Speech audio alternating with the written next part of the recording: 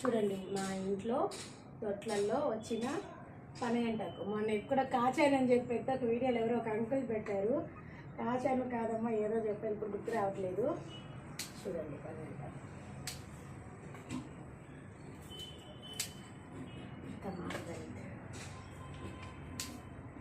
So దీనికి ఏం అవసరం లేదు. ఇప్పుడు మళ్ళీ ఈ చిన్న కట్ చేస్తున్నాం కదా, చూడండి దీన్ని ఇలా గుచ్చినా వచ్చేస్తుంది. ఈ పార్ట్ ఇలా తీసుకొని దీన్ని మళ్ళీ పెట్టినా చెట్టు వచ్చేస్తుంది. ఏం నేను పెద్ద ఖర్చు లేదు, మెయింటెనెన్స్ లేదు. మాకు వస్తుంది, మాకు లేదు, స్పేస్ ఉంది లేదు, ఇలాంటివి ఏమీ ఉండవు.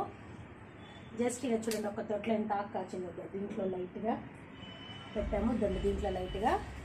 రిమైనింగ్ ఇదంతా పప్పు ఆకు. నేను లాస్ట్ టైం ఇంతకు ముందు కూడా చూపించాను, పప్పు చాలా టేస్ట్గా ఉంటుందని. అసలు ఎంత హెల్దీగా ఉందంటే చూడండి, ఎంత హెల్దీ, న్యాచురల్, సరిపోతుంది. ఒక ఫ్యామిలీకి మొత్తం సరిపోతుంది ఇది ఆకుపప్పు అయితే. ఎక్కువ కూడా అవసరం లేదు. ఒక చిన్న తొట్లో పనగంటాకు, ఒక చిన్న తొట్లో ఇది పుదీనా. బట్ నేనైతే ధనియాలు, కొత్తిమీర చాలాసార్లు ట్రై చేశాను, ఎన్నిసార్లు వేసినా రావట్లేదు. ఇవైతే ఈజీగా వస్తున్నాయి కాబట్టి ఇవే వేసి పెంచు. ఫైనల్లీ ఇది.